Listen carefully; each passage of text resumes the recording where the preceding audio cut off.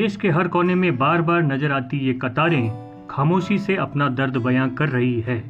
कुछ मानसिक रूप से इन कतारों के आदी हो गए हैं तो कुछ अपने अंदर के ज्वालामुखी को नियंत्रित कर मौन हो गए हैं। आज हर उस द्वार पर कतार है जहां से रोज हर हिंदुस्तानी गुजरता है। शिक्षा के लिए कतार, स्वास्थ्य के लिए कतार, रोजगार के लिए कतार, राशन के लिए कतार, रुपयों के लिए कतार, सुविधा के लिए कतार।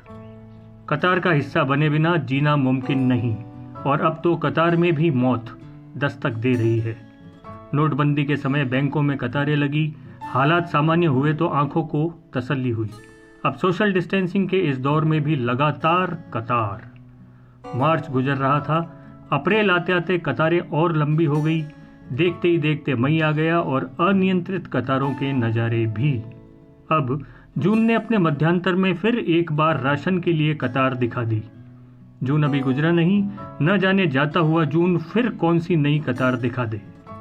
कांग्रेस मुक्त भारत एक राजनीतिक हरकत है, लेकिन कतार मुक्त भारत आज एक जरूरत है।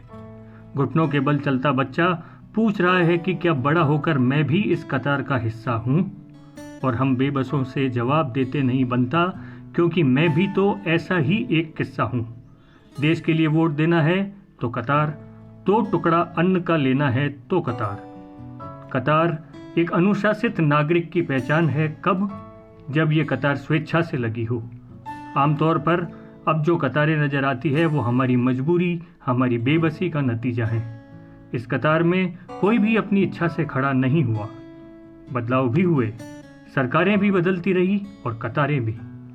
आज जो चेहरे इस कतार में हैं वो गुजरे कल में किसी और कतार में थे और आने वाले कल में किसी और कतार में नजर आएंगे। संपन्न वर्ग का इन कतारों से कम ही पाला पड़ता है।